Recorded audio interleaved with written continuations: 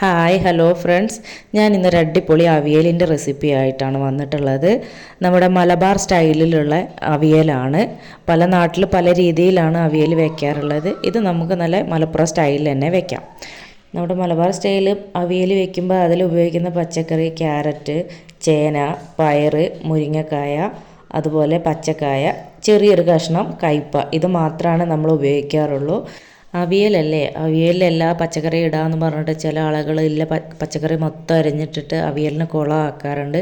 ഒരിക്കലെങ്കിലും ഈ ഒരു 6 പച്ചക്കറി മാത്രം വെച്ചിട്ടൊന്ന് അവിയൽ ഉണ്ടാക്കി നോക്കൂ. തനി മലബാർ സ്റ്റൈലുള്ള അടിപൊളി അവിയൽ ആയിരിക്കും നിങ്ങൾക്ക് കിട്ടുക. ഒരിക്കലെങ്കിലും ഇതുപോലെ ഒന്ന് ഉണ്ടാക്കി നോക്കൂ കേട്ടോ. അപ്പോൾ ഞാൻ അരിഞ്ഞ് വെച്ചിട്ടുള്ള ഇതുപോലെ നീളത്തിലായിട്ട് അരിഞ്ഞിട്ടുള്ള പച്ചക്കറിയൊക്കെ ഇതിലേക്ക് ചേർത്ത് കൊടുത്തിട്ടുണ്ട്. നേരത്തെ ഞാൻ പറഞ്ഞല്ലോ, കയ്പ നമുക്ക് ചെറിയൊരു കഷ്ണം മാത്രം മതി. കയ്പ് കൂടുതലാവാനും പാടില്ല, എന്നാൽ ചെറിയൊരു കയ്പ് വേണം താനും. അപ്പോൾ ഇനി നമുക്കിതിലേക്ക് ആവശ്യത്തിനുള്ള മഞ്ഞൾപ്പൊടി ഇട്ട് കൊടുക്കാം. കൂടെ അതിന് പാകത്തിനുള്ള ഉപ്പും കൂടെ ചേർത്ത് കൊടുക്കാം.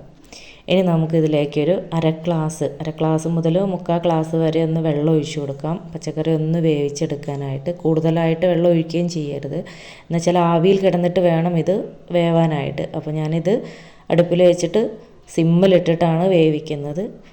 ഇനി നമുക്കിത് അടിയിൽ പിടിക്കാതിരിക്കാൻ വേണ്ടിയിട്ട് കുറച്ച് വെളിച്ചെണ്ണ ഒന്ന് ഒഴിച്ചു കൊടുക്കാം. ഇനി നമുക്കിതൊന്ന് വേവിച്ചെടുക്കാം. ഈ സമയം നമുക്കിതിലേക്കായിട്ടുള്ള ഒരു അരപ്പ് റെഡിയാക്കാനുണ്ട്. ചിരവി എടുത്ത തേങ്ങയുടെ കൂടെ എരിവിന് ആവശ്യത്തിനുള്ള പച്ചമുളകും കറിവേപ്പിലയും മാത്രം മതി. ഉള്ളിയും ജീരകം ഒന്നിട്ട് കുളമാക്കരുത്. ഈ ഒരു 2 ചേരുവ മാത്രം മതി തേങ്ങയുടെ കൂടെ ചതച്ചെടുക്കാൻ. ഇത് അധികം അരയാത്ത രീതിയിൽ ചതച്ചെടുക്കുകയാണ് വേണ്ടത് കേട്ടോ. അപ്പോൾ നമ്മുടെ പച്ചക്കറിയൊക്കെ ഇതുപോലെ വെന്ത് വന്നിട്ടുണ്ട്. തവി വെച്ചിട്ട് ഇളക്കി ഉടച്ച് പോകരുത്. കഷ്ണങ്ങളൊന്നും ഉടഞ്ഞു പോവാത്ത രീതിയിൽ പതുക്കെ വേണം ഇളക്കി കൊടുക്കാൻ. ഇനി നമുക്ക് ഇതിലേക്ക് പുളിക്ക് ആവശ്യത്തിനുള്ള തൈര് ഒഴിച്ചു കൊടുക്കാം. ഇത് അധികം പുളിയില്ലാത്തത് കൊണ്ടാണ് ഞാൻ കൂടുതൽ ഒഴിച്ചു കൊടുത്തത്. ഇനി നമുക്കിത് എല്ലായിടത്തും എത്തുന്ന രീതിയിൽ നന്നായിട്ടൊന്ന് ഇളക്കി കൊടുക്കാം. എന്നിട്ടൊന്ന് അടച്ച് വെച്ചിട്ടൊരു 2 മിനിറ്റ് ഒന്നും കൂടെ ഒന്ന് വേവിച്ചെടുക്കാം. അപ്പോൾ നമ്മുടെ തൈരൊക്കെ കഷ്ണത്തിൽ നന്നായി പിടിച്ചിട്ടുണ്ട്. ഇനി നമുക്ക് ചതച്ച് വെച്ചിട്ടുള്ള തേങ്ങയുടെ കൂട്ടും കൂടെ ഇതിലേക്ക് ചേർത്ത് കൊടുക്കാം. ഇനി നേരത്തെ ഇളക്കി കൊടുത്തതുപോലെ കഷ്ണങ്ങൾ ഉടയാത്ത രീതിയിൽ തേങ്ങയുടെ കൂട്ട് എല്ലായിടത്തും ആവുന്ന രീതിയിൽ ഇതുപോലെ നന്നായിട്ടൊന്ന് ഇളക്കി യോജിപ്പിച്ച് കൊടുക്കാം. ഇനി നമുക്കിതിൽ 2 കറിവേപ്പില കൂടെ അതുപോലെ വെച്ച് കൊടുത്തിട്ട് അതിൻ്റെ മുകളിലായിട്ട് കുറച്ച് വെളിച്ചെണ്ണയും കൂടെ ഒഴിച്ചു കൊടുക്കാം. ചുമ്മാ കയറി കടുകിട്ട് താളിച്ചൊന്നും ഒഴിക്കരുത്. ഈ പച്ച വെളിച്ചെണ്ണ ഇതുപോലെ തന്നെ ഒഴിച്ചു കൊടുക്കണം. അപ്പോഴാണ് നമ്മുടെ അവിയലിൻ്റെ കറക്റ്റ് ടേസ്റ്റ് വരുള്ളൂ കേട്ടോ.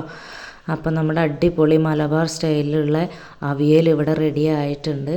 അപ്പോൾ എല്ലാവരും ഇതുപോലെ ഒന്ന് ട്രൈ ചെയ്ത് നോക്കണം, അഭിപ്രായം പറയണം. കൂടെ എൻ്റെ ചാനൽ ഇതുവരെ സബ്സ്ക്രൈബ് ചെയ്തിട്ടില്ലെങ്കിൽ ഒന്ന് സബ്സ്ക്രൈബ് ചെയ്ത് സപ്പോർട്ട് ചെയ്യണം. Okay, thank